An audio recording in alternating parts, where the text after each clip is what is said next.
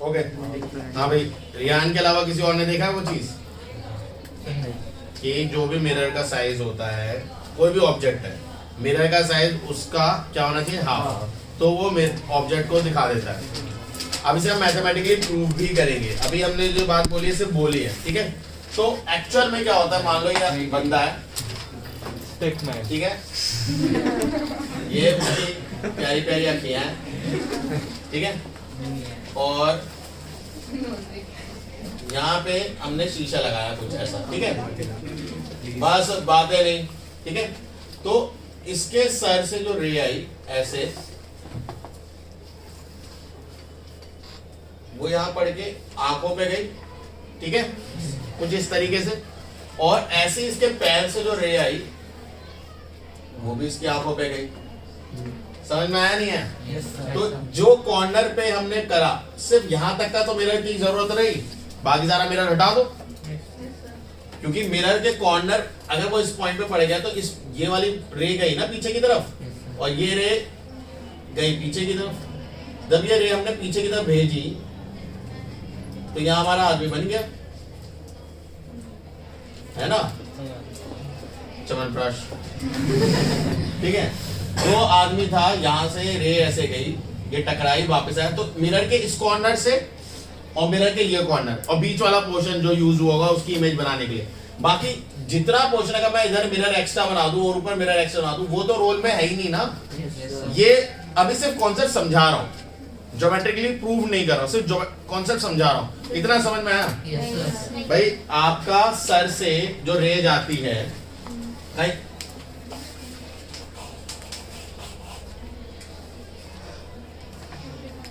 अब तो सभी को दिखेगा,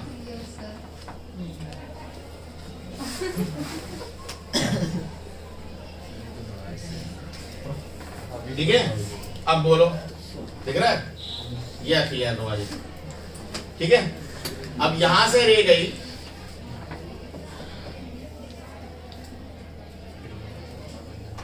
और आइस पैन, इतनी बात समझ में आई नहीं है? ये आपको क्या दिखा रही है, मतलब जब आपके सर से आइस आई तो सर से लेके आपकी आइस का जो पोर्शन है वो ये वाला रे का बैंड दिखा रहा है। बैंड समझते हो? मतलब इस रे से लेके कई सारी और भी रेस गई होंगी जो टकराई होंगी इन दो रीजन के बीच में ही, और आपकी आइस तक आई, और आपको यहां से लेके यहां तक का जो पिक्चर है वो इस यहां से यहां तक की जितनी भी रेस गई टकरा के आइस पे आई, उन्होंने दिखाया। इतनी बात समझ में?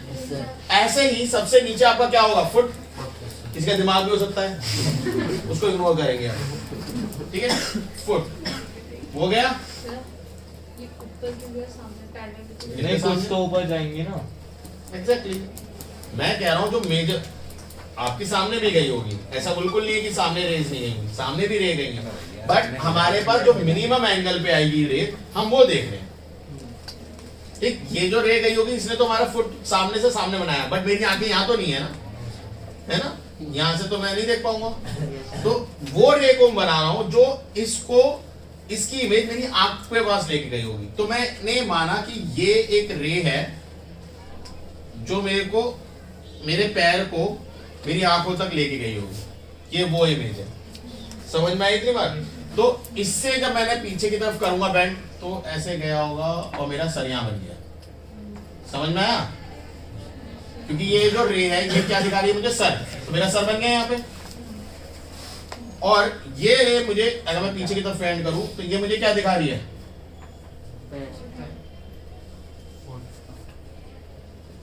ज्यादा छोटा सर बन गया,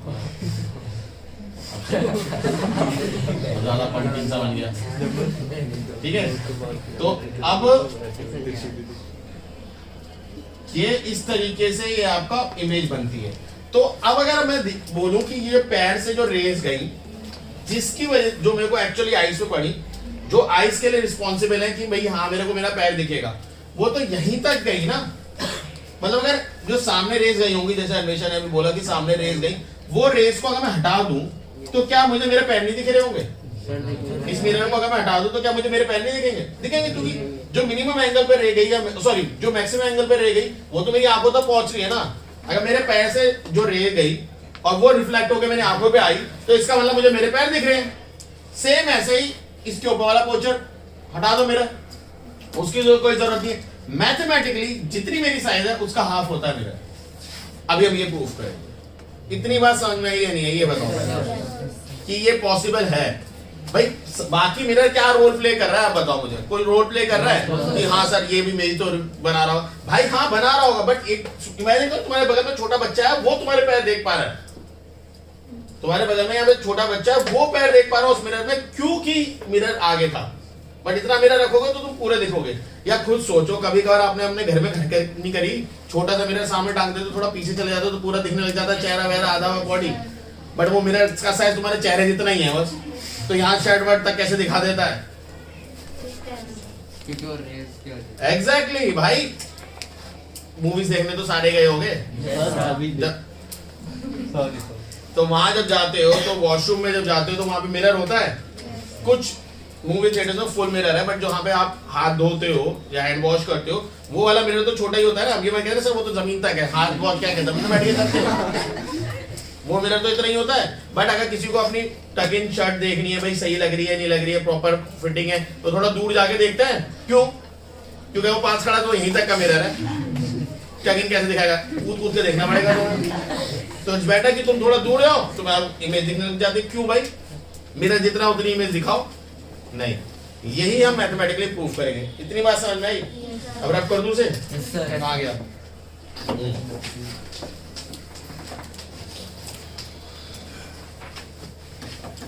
अब देखो ये थोड़ा सा ना, मैं जैसे अभी तुमने देखा ऊपर वाला ट्रायंगल कितना छोटा बना था, देखा था? नीचे वाला ट्रायंगल बड़ा था।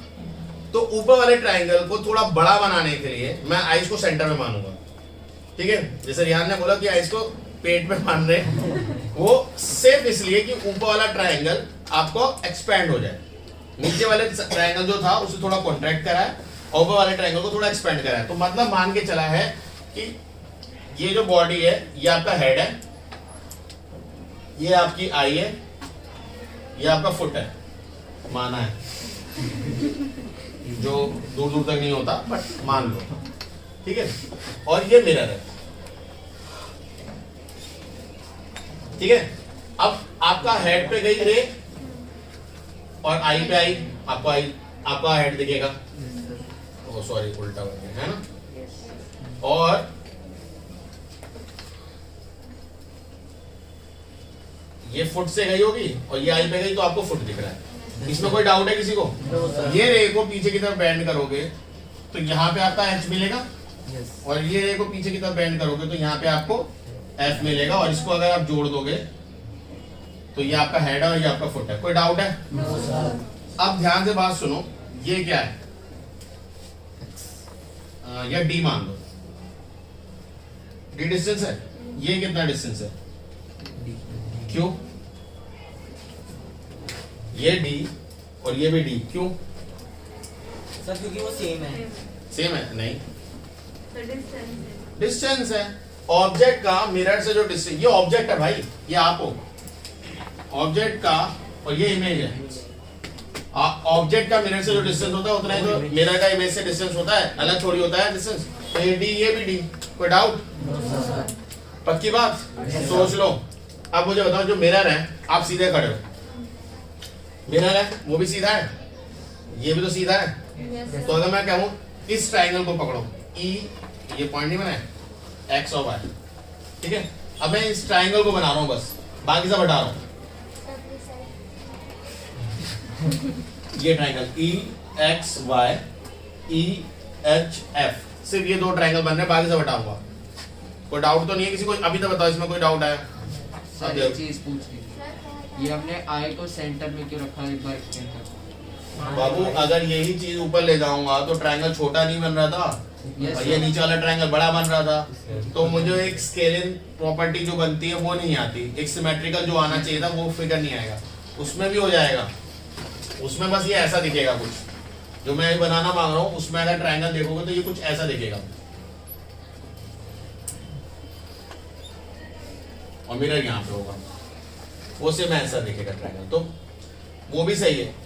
बट जिससे सिमेट्रिक दिखे, फिगर थोड़ा बड़ा दिखे, विजुलाइज इजीली हो, हमारा एक्सपेक्टेशन सीसी से सॉल्व हो जाए, इस पर्पस में हम ऐसे लेते हैं बस, और कोई रीजन नहीं। देखो ना ऊपर वाला आई को हमने बस थोड़ा नीचे मान लिया है, और नीचे से भाई ऐसे थोड़ी आई पेट में थोड़ी लेके कोई घूम रहा है, ये तो माना है, ठीक है, कई तरीके से, जिससे कैलकुलेशन थोड़ी सी इजी हो जाए। जैसे अभी 10th 9th तक तुम्हारे को फ्रिक्शन कंसीडर करते हो तुम लोग, कोई भी न्यूमेरिकल करने के लिए, कोई भी न्यूमेरिकल के फ्रिक्शन कोई भी कंसीडर नहीं करता, बट 11th 12th में आते हैं क्वेश्चंस। बट अभी बेसिक सिखाने के लिए तो फ्रिक्शन है। तुम्हें एक बड़ी मजेदार बताऊं, तुम अब थ्रस्ट पढ़ते हो फ्लूइड्स में, पिछले चैप्टर में पढ़ के आए हो, बट तुम्हें आगे चल के 11th क्लास में तुम दोबारा आओगे ना, तुम कहोगे अब थ्रस्ट के साथ एक और आ गया, स्ट्रोक्स लॉ, फोर्स उसकी भी लगती है। कभी सोचा नहीं बारिश की बूंद, चलो ये होमवर्क से ये मेरा आज का क्वेश्चन भी है, यूट्यूब पे भी डल जाएगा, बढ़िया हो जाएगा। बारिश की बूंद ऊपर से गिरती है, हैं? कितने ग्राम की होगी? 1 ग्राम मान लेते, 1 ग्राम, छोटी सी, ठीक है। कितनी हाइट से गिरती है? करीब करीब बादल कितने ऊपर होते हैं? 1 किलोमीटर मान लो, 1 किलोमीटर 1000 मीटर, 1000 मीटर से ऊपर से गिर रहे हैं। 1 ग्राम का ग्रेविटी आइसोलेट करेगी, ग्रेविटी कितनी है? 9.8 मीटर पर सेकंड, यानी 10 मान लूं अप्रोक्सीमेटली, 1000 मीटर तक 10 मीटर पर सेकंड स्क्वायर क्या एक्सीलरेशन लग रहा है, हमारे सर पे कितनी तेज आके गिरेगी वो? करीब करीब 200 250 300 की स्पीड से। तो मरते क्यों नहीं हम? सोचा नहीं कभी? सोचो बारिश की बूंदें कांस्टेंट एक्सीलरेशन से आ रही हैं और वो आके तुम्हारे सर पे गिर रही हैं, और यहाँ तक 1000 मीटर की डिस्टेंस से ट्रेवल करके आएंगी, तो कितना तेज हो जाएगा। बट उसी चीज को समझने के लिए काफी चीजें इग्नोर कर रही है अभी तुम्हारा सिलेबस इतना छोटा है कि काफी चीजें इग्नोर करते हैं, जिससे आपकी कैलकुलेशन आसान हो। तो हमने आई जो यहाँ मानी है इसलिए जिससे कैलकुलेशन थोड़ी इजीली समझ में है और हो जाए। उसमें ऑब्वियसली उसमें भी पिछला वाला डायग्राम बना के सेम हरकत करना। अब देखो हम क्या कर रहे हैं, आई से जो इमेज वाला पॉइंट है वो को ले रहे, बाकी सब हटा रहा हूं, ठीक है। अब ध्यान से देखना, हाँ ऐसे हटा, ठीक है, ये मेरा हटा दिया, ये हटा दिया, ठीक है, और कोई डाउट है? ट्राइंगल दिख रहे हैं, EXY EHF, पक्का? पक्का? बहुत बढ़िया। अब ध्यान से देखो एक चीज, ये और ये साइड परपेंडिकुलर होगी नहीं होगी? मेरा पैरेलल, ऑब्वियसली परपेंडिकुलर होगी तभी तो पैरेलल बताऊंगा, यानी ये भी सीधा खड़ा है मेरा और ये भी सीधी खड़ी है, तो these two lines are parallel, ठीक है। अगर 2 लाइन पैरेलल होती हैं और उनको एक लाइन कट करती है, तो दीज टू एंगल आर, कौन सी प्रॉपर्टी होती है? इक्वल होते हैं, बट कौन सी प्रॉपर्टी से क्या होते हैं दोनों एंगल्स? अगर ये 2 लाइन पैरेलल कट करती है, 7th क्लास का कॉन्सेप्ट है ये, और तो 9th में हो, कॉरेस्पॉन्डिंग एंगल्स, तो ये एंगल और ये एंगल कॉरेस्पॉन्डिंग होगा। ये एंगल का नाम क्या होगा? EXY, EXY equal to angle EHF, EHF, ठीक है। ऐसे ये वाला एंगल और ये वाला एंगल भी तो इक्वल होगा भाई, देखो देखो ना, ये वाला एंगल E, तो ये क्या है एंगल का नाम? EY, ठीक है। चलो कोई EYX इक्वल टू EFX, तो ये दोनों इक्वल हो गए, 2 एंगल इक्वल हो गए, तो ऑब्वियसली तीसरा एंगल तो कॉमन ही है, वो इक्वल होगा ही होगा। तो इससे ये दोनों ट्रायंगल सिमिलर होते हैं, इक्वल नहीं बोला, कॉन्ग्रुएंट से इक्वल होते हैं। ये दोनों ट्रायंगल क्या होते हैं? Similar. EXY is similar to triangle EHF, EHF। अब अगर 2 ट्रायंगल सिमिलर हैं तो इनकी साइड्स प्रोपोर्शनल में होती हैं। ये क्लास 10 में पढ़ोगे आप, सिमिलैरिटी तुम्हारे सिलेबस में है। 8th क्लास में सिमिलैरिटी सिखाते भी हैं थोड़ी बहुत, बट मे भी मुझे नहीं पता आपने पढ़ी है नहीं पढ़ी है, बट थोड़ी बहुत सिखाते हैं। तो साइड्स प्रोपोर्शन होती है। अब तुम्हें प्रोपोर्शन मतलब पता है? रेशियो पता है? रेशियो साइड्स रेशियो में होती है, मतलब इसकी साइड से इसकी दुगनी तिगुनी 4 गुनी ऐसा रेशियो। तो अगर मैं कहूं इसकी साइड है XY, ध्यान दो इसकी साइड क्या है? तो इसकी साइड क्या है? HF, ठीक है। ये इसकी हाइट के होंगे, ये हाइट और ये हाइट। अब मुझे बताओ इसकी हाइट कितनी है? हेलो, ठीक है, ये P मान लो, ये Q मान लो। अब देखो ये किस, अगर आपकी ये वाली side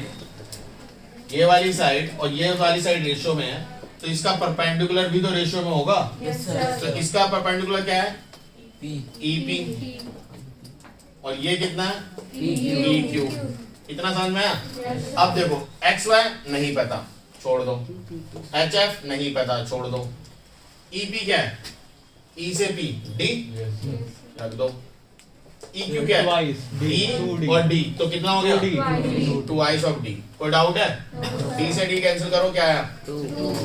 XY upon HF equals to 1/2। कितनी देखो एक चीज समझ में आई है? Yes, sir. क्रॉस मल्टीप्लाई करो। Sir, XY sir, 2XY 2XY equals to equals to HF। अगर मैं चाहूँ तो 2 इससे नीचे भेज दूं, Yes, और sir. HF कुछ नहीं था, साइज ऑफ इमेज है अपॉन 2, और ये क्या है? Size of mirror. ठीक है, अब साइज ऑफ इमेज की जगह साइज ऑफ ऑब्जेक्ट नहीं रख सकते भाई? जितनी इमेज की साइज होगी वही तो ऑब्जेक्ट की साइज होगी। तो साइज ऑफ इमेज की जगह का क्या रखना है आपको? Size of object. तो साइज ऑफ ऑब्जेक्ट का आधा होता है साइज ऑफ मिरर, सिंपल। और बेसिक इसका स्ट्रॉन्ग पिलर कौन है? क्योंकि आपकी इमेज आपसे कितनी होती है? दुगनी।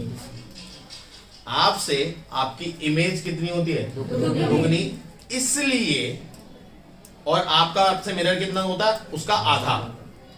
आपसे आपकी इमेज जितनी भी दूर है, मिरर उससे क्या होगा? हाफ। इसलिए मिरर भी कितना यूज होता है? हाफ। अब आपसे मैं क्वेश्चन पूछता हूं, अगर मैंने आधे से ज्यादा ले लिया तो इमेज बनेगी? ऑब्वियसली बनेगी। बट मैंने आधे से कम लिया तो इमेज बनेगी? क्लियर है? समझ में आया? इसे कॉपी